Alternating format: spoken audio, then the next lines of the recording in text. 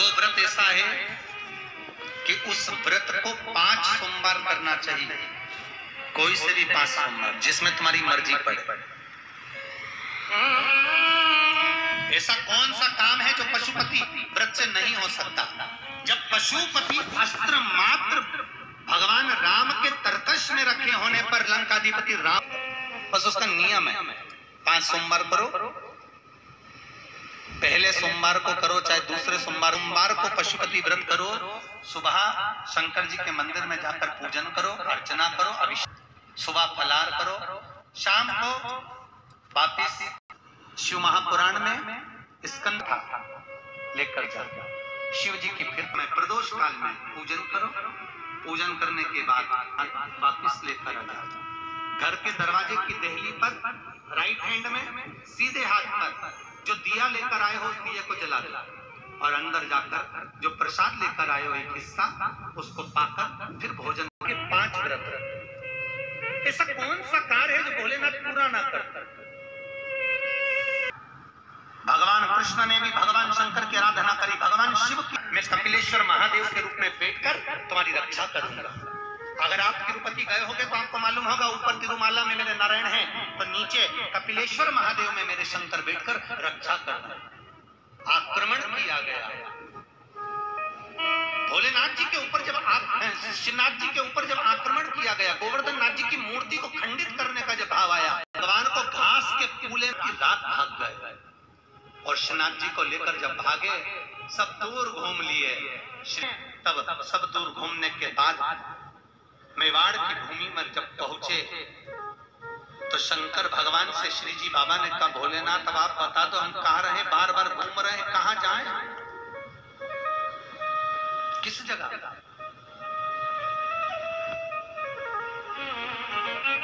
हम कहाँ जाएं,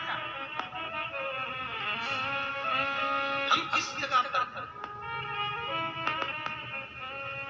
आप बताओ।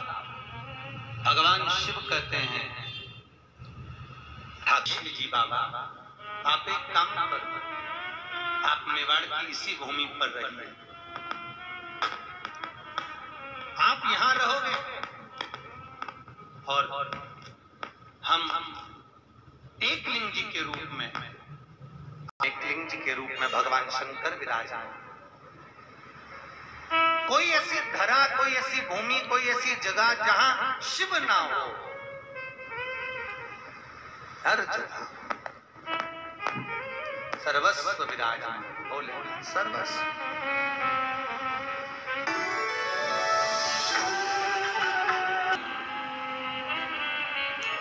फलाहार करो, उसमें भी नमक का सेवन मत करो।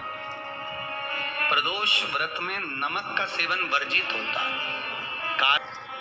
उसका एक कारण माना, एक ब्राह्मणी रहती, प्रदोष व्रत की किताब में भी मिल जाएगा आपको, आप पढ़ेंगे तो सुना होगा आपने।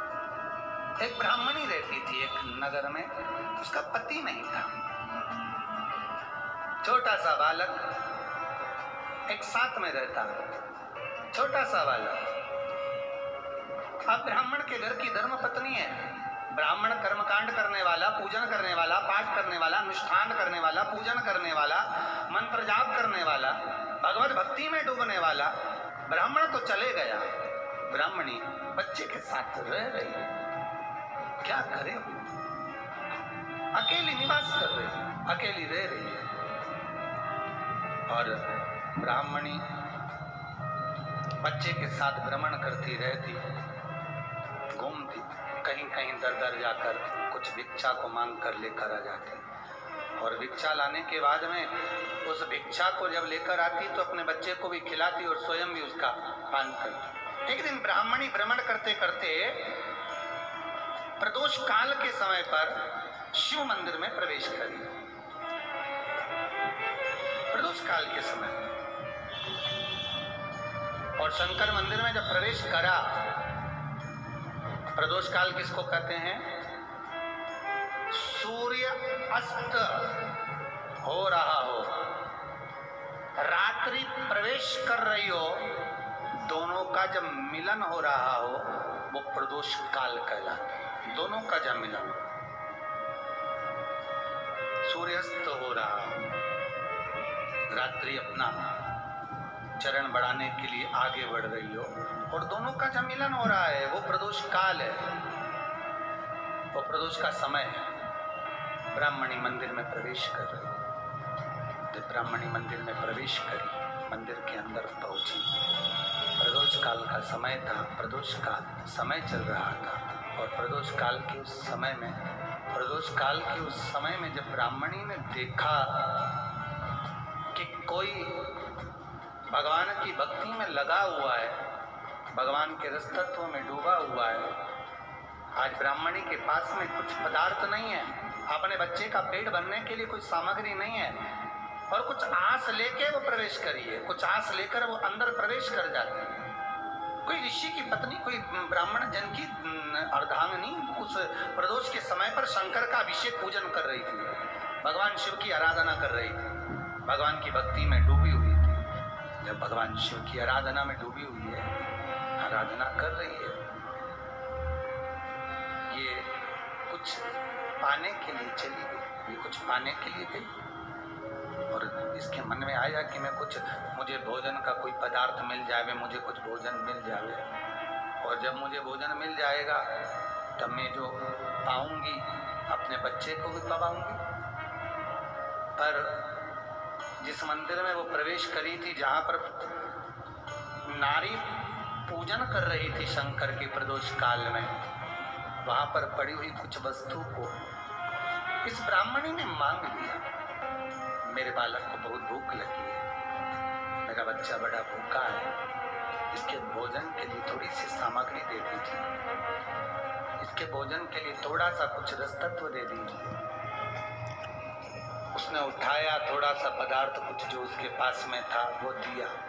जब दिया तो देने के बाद जब उसे प्राप्त हुआ और होने के बाद में जब वो मिल गया उसको, तो उसने उस समय पर उस पदार्थ को जैसे ही मुख में लिया, लेते ही कहा इसमें तो स्वाद नहीं है, इसमें स्वाद नहीं है। उस ब्राह्मणी ने बड़ा सुंदर एक संवाद कहा। घर का जो बड़ा होता है ना, घर का जो बड़े होता है, घर का बुजुर्ग जो होता है, घर का जो प्रथम स्थल प्राप्त करने वाला, मेन कुर्सी पर अच्छी जगह पर जो बैठने वाला होता है ना, ब्राह्मणी कहती है वो कभी किसी वस्तु में ऐब नहीं देखता, मिनक नहीं निकालता। समाज के अनुकूट होते हैं, समाज के जब अनुकूट होते हैं महाराज, समाज के जब अनुकूट होते हैं, बड़े बड़े समाजों में जब कार्तिक महीने में अन्नकूट महोत्सव होते हैं, बहुत सारा प्रसाद बनता है। जो बुजुर्ग होते हैं ना, बड़े समझदार लोग होते हैं ना, तो अन्नकूट की जब प्रसाद खाने बैठते हैं ना, उसमें नमक नहीं भी होता ना तो नहीं बोलते कि इसमें नमक नहीं है। पर जो हमने डोनेशन दिया है, जब तुम आए थे समाज वाले तो हमने 1000 का लिफाफा दिया, 500 का लिफाफा दिया, 2000 का लिफाफा दिया और भोजन ऐसा बनवाया। एक व्यक्ति वो जो खाकर चुपचाप चले गया और एक व्यक्ति वो जिसने प्रसाद पर उंगली उठाई। इन दोनों को अन्नकूट की तारीख पे इनका नाम लिख लो और अगला अन्नकूट आए तब दोनों की दशा देखना। एक जो चुपचाप खाकर चले गया, भगवान के प्रसाद को प्रसाद मानकर, प्रभु का दर्शन मानकर लेकर चले गया, वो उन्नति की सीढ़ी पर चढ़ता चले गया और जो मिनक निकालता रहा वो साल भर खटर पटर की जिंदगी जीता रहा। भगवान के प्रसाद में कभी भी ध्यान रखिएगा, भगवान के प्रसाद के अंतर्गत स्वाद की कोई मूलता नहीं होती। भगवान का प्रसाद स्वयं स्वाद है।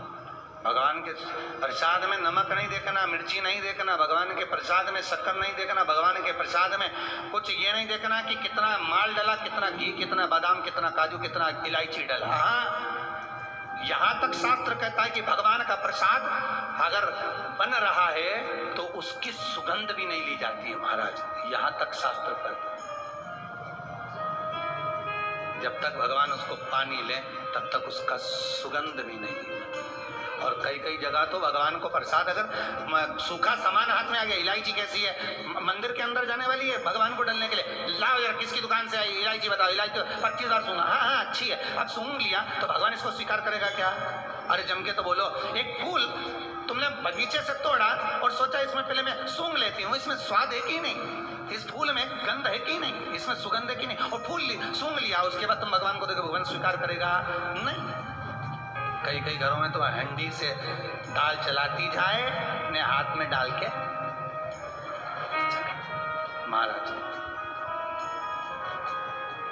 ब्राह्मणी ने जैसी मुख में लिया थूक दिया। ये श्रेष्ठ नहीं है। जो ऋषि की पत्नी अंदर पूजन कर रही थी प्रदोष काल, उसने कह दिया आपका चेहरा बता रहा है कि आप ब्राह्मण की धर्म पत्नी, पर आज आप दर दर जाकर अगर भिक्षा मांग रही हो, दर दर जाकर अगर भीख मांग रही हो, दर दर जाकर भिक्षा को मांग रही हो, तो इसमें आपके पति का दोष नहीं है, दोष आपका है। क्योंकि आप भगवान के प्रसाद में भी जो स्वाद देखी थी ना, ये आपका एक जन्म का नहीं है, ये ना जाने कितने जन्म का है। ब्राह्मणी के मस्तिष्क में बैठ गया, ब्राह्मणी के उस ना वो बक्कल में नहीं अक्कल में बैठ गया कि ये स्वाद नहीं देखना। इसलिए प्रदोष व्रत के अंतर्गत ब्राह्मणी ने उस दिन से विचार कर लिया कि जैसे आप पूजन कर रही हो, जैसे आप अर्चना कर रही हो, जैसे आप आराधना कर रही हो, ऐसी आराधना, ऐसी पूजन, ऐसी भक्ति मैं भी करूंगी, ऐसी आराधना मैं भी करूंगी। अब मैं स्वाद नहीं देखूंगी। तो प्रदोष व्रत करने वाले को ध्यान रखना चाहिए कि नमक का सेवन ना करे, भोजन ना करे, फलाहार करिए, हल्का आहार करिए, प्रयास करिए। और यदि आपने व्रत का ले लिया भोजन का कि हम तो एक टाइम फलाहार करेंगे, एक टाइम भोजन करेंगे, ऐसा भी कई लोग प्रदोष ले लेते हैं, तो वो बात आपकी है, आप तक रखो, ठीक है, अपने मन तक, ठीक है। बाबा आपकी मनोकामना पूर्ण करे, वो भी आओ। अरे भगवान को धन्यवाद दो कभी कभी कि तूने अच्छे घर में पैदा किया, अच्छा परिवार दिया, अच्छा पति दिया, अच्छी पत्नी दी, अच्छे बच्चे, घर दिया, दुकान दी, जमीन जायदाद दी, शरीर अच्छा दिया, बढ़िया दिया, एक के भी निपटा के नहीं भेजे। लगन में ऊपर जाते एक ही काम दे, झगड़ा करने जाते ऊपर कि मुझे ऐसा शरीर दिया, नहीं, भगवान को धन्यवाद देना कि मुझे अच्छे घर में पैदा करा, कटोरा लेके वहां चौराहे पे नहीं बिठाया, तूने अच्छा घर दिया, 2 समय की रोटी दे रहा है, खूब जोरदार शरीर दिया, भजन करने का मुहूर्त दिया, और बचा कुचा था तो ये सियोर वाला महाराज दे दिया, कथा सुनाने वाला।